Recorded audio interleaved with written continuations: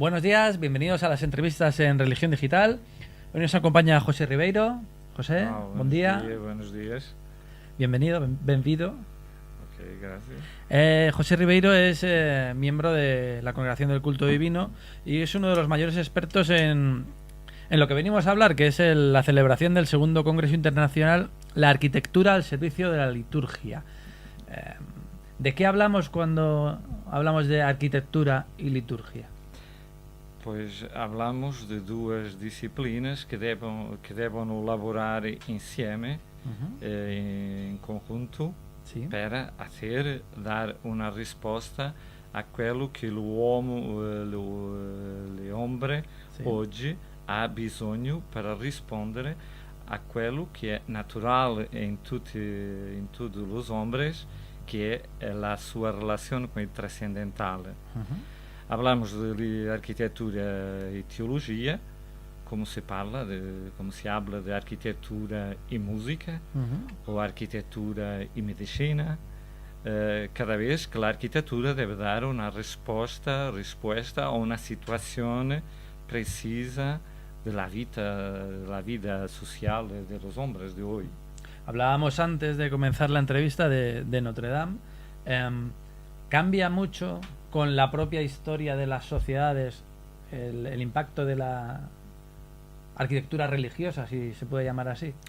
Sì, l'architettura religiosa ha cambiato dopo 2000 anni e cambia secondo la struttura sociale e del modus vivendi dos homens em todos os tempos.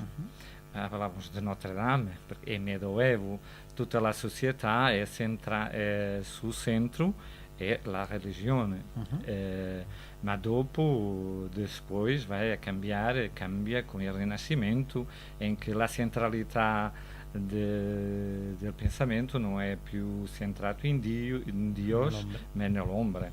Dunque, allora si va fortemente cambiare, come oggi, nella vita di oggi, è lo mismo. Hoy, ¿cómo deberían ser los templos?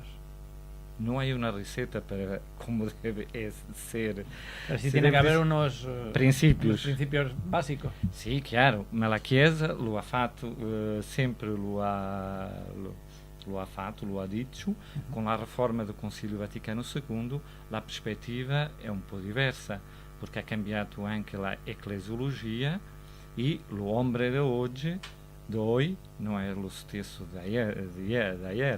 Dunque, os princípios sono stati definidos, se vogliamo, ma há alcuna difficoltà in perceber bene qual è questo nuovo, perché il Concilio è a 50 anni, ma non possiamo olvidare che la storia della Chiesa sono 2000 anni.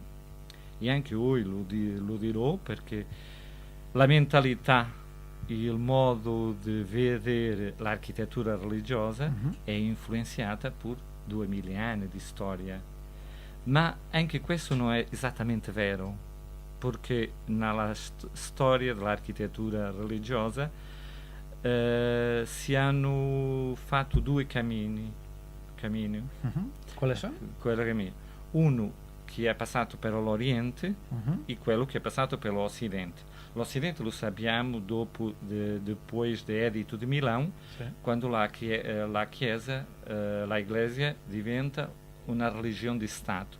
Aí vai assumere l'architettura religiosa del Stato, la Basilica. La Basilica era un edifício pubblico.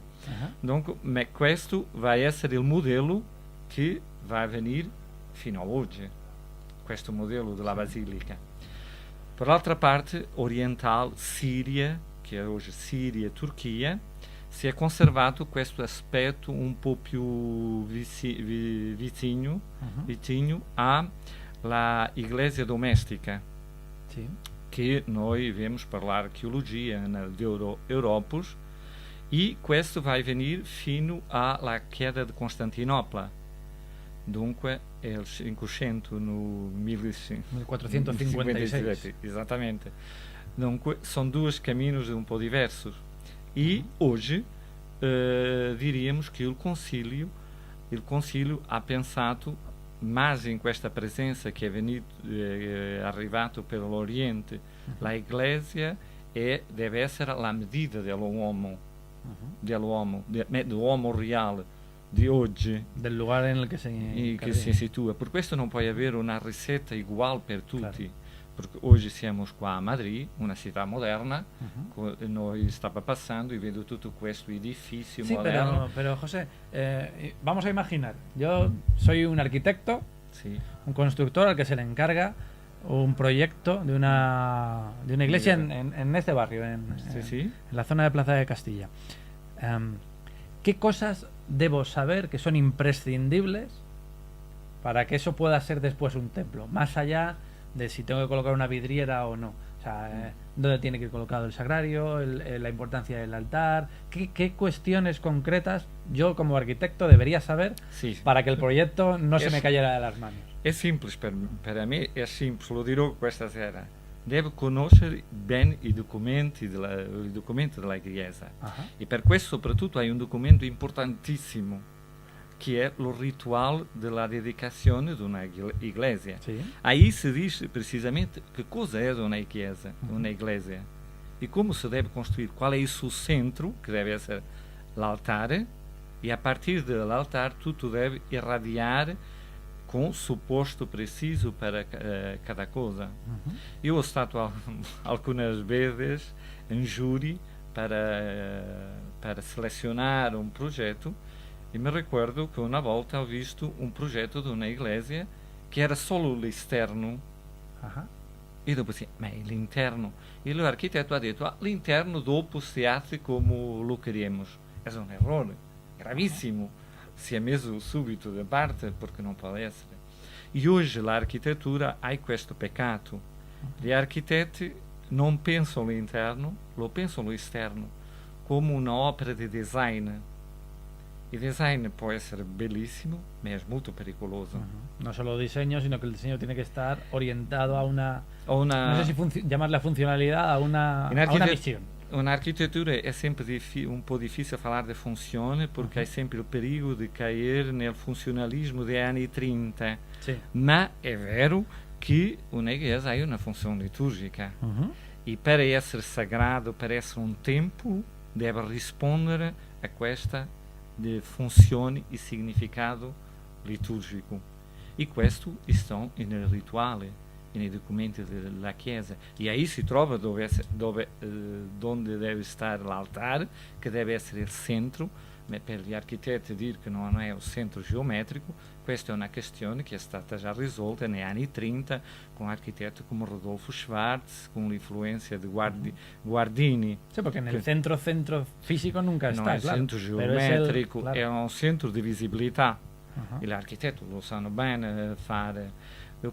Come diceva quando ho difeso la tesi di dottorato a 10 anni a Parigi, l'architetto mi perguntava se io avevo necessitato un architetto che sia un uomo religioso. Io ho detto no, ho necessitato un architetto competente che saiba ouvir quello che si domanda. Se un architetto va a fare un ospedale, deve saber che cosa, come si articula. Allora, se va a fare una iglesia, deve saber che cosa deve hacer.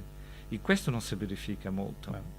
Estamos hablando también no solo de temas físicos como el de un altar, el sagrario, también está estipulado, por ejemplo, cuestiones relacionadas con la orientación del propio altar. No, l'orientazione dell'altare stava prima, oggi no, è una questione di organizzazione. Non hai un'indicazione precisa. Ya no está mirando hacia Jerusalén, los altares no, y ese questo, tipo de cosas. No, bien, questo bien. No, già non è così. Bien. Non è così. Ma si dice a un punto fondamentale che il centro, anche também il centro visual, deve essere l'altare. Quer dizer que la prima cosa quando Desde entro cualquier lugar de una iglesia se tiene que ver el altar. Esattamente. È per questo che ho lavorato con una comparazione entre l'espacio liturgico dopo il concilio e la evoluzione dell'espacio teatrale nella società moderna. Sí. Porque le questioni sono le mesmas. Vedere, oír e participar. Claro. Com uma grande diferença depois. E questo alcune volte non si riesce a fare, che è la dimensione escatologica, perché una iglesia deve aprire per il sagrado, voglio dire, per aprire per questa relazione con Dio. E per questo diventa apparisce il pericolo di alcune chiese sembrare un supermercato, un teatro, un polisportivo, perché gli manca questa forza di apertura escatologica. E alcuni architetti lo fanno bene e gli altri non riescono a farlo.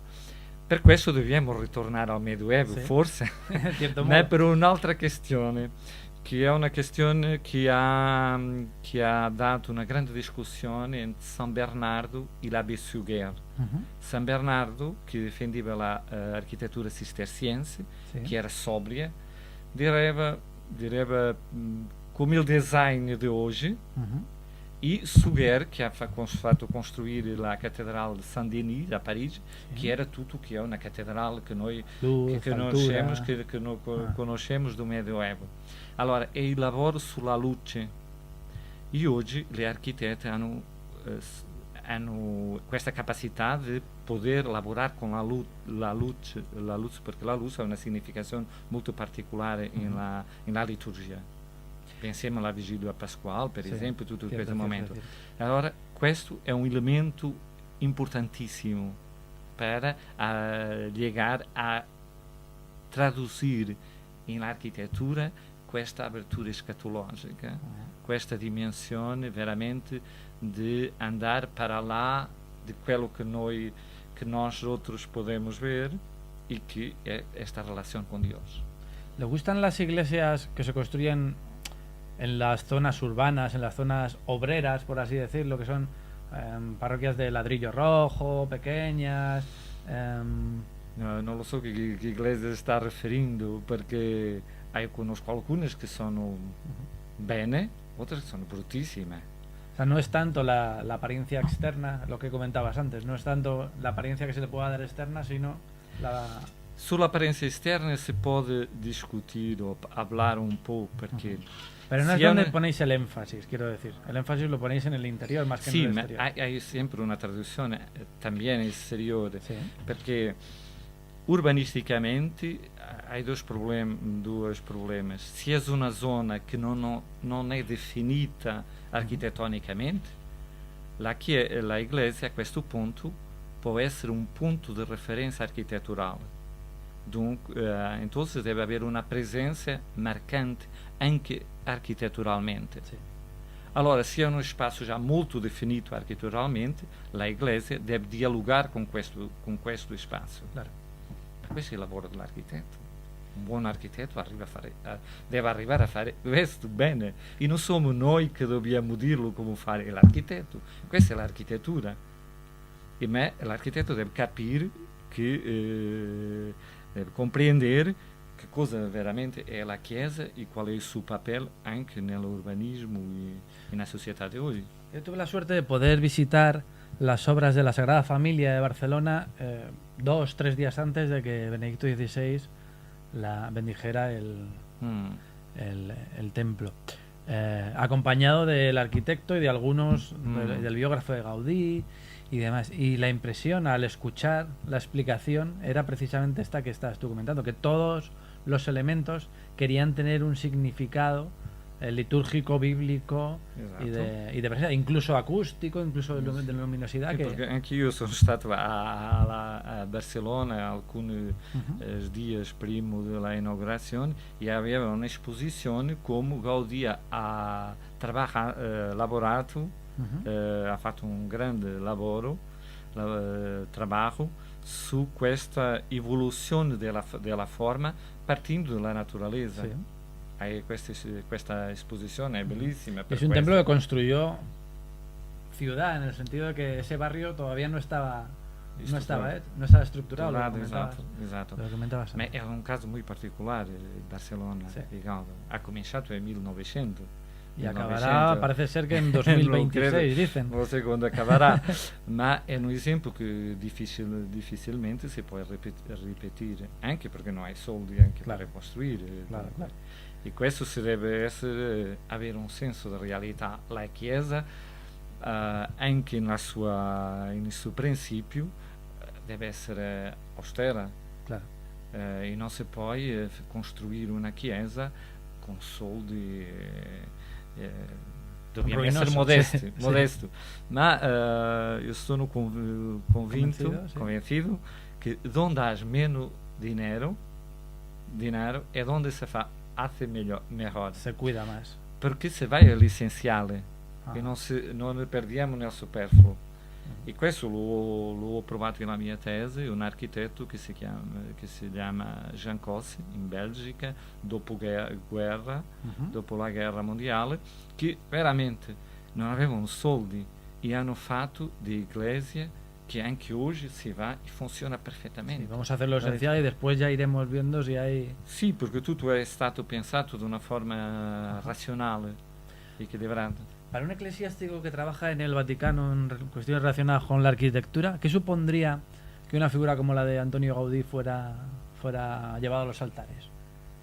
No, una cosa non ha a vedere con l'altra, porque la santidad hay a ver con la personalidad. Sí, bueno, pero la santidad expresada a través de la cotidianidad, sí, y su cotidianidad era el arte. Sì, ma non è solo questo, gli altri non lo so, non ritiro nulla, niente, nadia a Gaudi, ma non lo conosco la sua vita personale. Ma questo puoi arrivare veramente come Fra Angelico. Fra Angelico era un monaco, ok, va bene, sì, ma è arrivato a questo stadio. Anche la vita personale, non conosco bene la vita di Gaudi, lo so che veramente si è impegnato veramente in questo lavoro come un lavoro della sua vita, ma non lo so. Muy bien. Dios lo sabrá meglio di me. Terminamos, solo una última pregunta. ¿Cuál es, en la medida en la que hayas podido observarlo por tu trabajo, el estado de salud de la arquitectura religiosa iba a decir en Europa, bueno, in Spagna? In Spagna, io credo che ho trovato 2 o 3 iglesie molto interessanti, alcuni progetti che non ricordo di memoria, ma se mi permette di dirlo, la Spagna ha un piccolo problema, un pequeño problema, sì, come Portogallo, io sono portoghese. Nós outros estamos muito influenciados pelo barroco. Sì. La Spagna, barroco, plateresco, tutta questa forma, come noi do barroco. E questo sta molto nei nostri ojos. Che non mettere muchas cosas. Allora è un po' difficile vedere un'altra referenza. È per questo che gli architetti devono avere questa capacità di dialogo, e questo anche l'architettura religiosa è importante, a ser moderno, ma senza olvidare la tradizione. Per questo dicevo che non si può dare una ricetta. Costruire aqui in Spagna sarà diverso da costruire in Sud America, anche se parlano spagnolo. Perché sono 2 realtà un po' diverse, come a Portogallo. Sí, la forma de entender la iglesia también es distinta, la forma de dialogar con la sociedad. De la vivir es distinta. Pues José, muchísimas gracias. Espero que el congreso sea un éxito y bueno, que consigáis encontrar, si no un manual, sí las pautas esenciales para que mejore y la arquitectura religiosa sea un camino más para acceder a Yo creo que cada vez que queremos construir una iglesia se debe establecer una mesa de discussione, di investigazione di tutti gli architetti, l'artista, i sacerdoti, i laici, tutte le persone che sono involvite nella parrocchia per lavorare veramente nel progetto della Chiesa, per che sia la sua Chiesa. Questo è molto importante. Non può essere un progetto che qualcuno ha pensato in suo gabinete e che dopo lo impone. Claro. Questo non è possibile, ma molti chiedono farli. E sai che tutti gli architetti di oggi hanno un sogno, che è costruire una chiesa, una iglesia. Perché? Perché una iglesia è in principio un'opera che ha durabilità nel tempo. E nós outros veremos que este edifício que esse ano e amanhã se destrugam. Uma chiesa não é assim. Mas para fazer isto devem sentir a realidade das pessoas e aquelas que volem veramente uma nova igreja. Senão, não funciona. Nos quedamos con eso. Muchas gracias, José. Gracias a ti. Buenos días. Y a ustedes pues les esperamos en nuevas ediciones de las entrevistas en Religión Digital. Muy buenos días.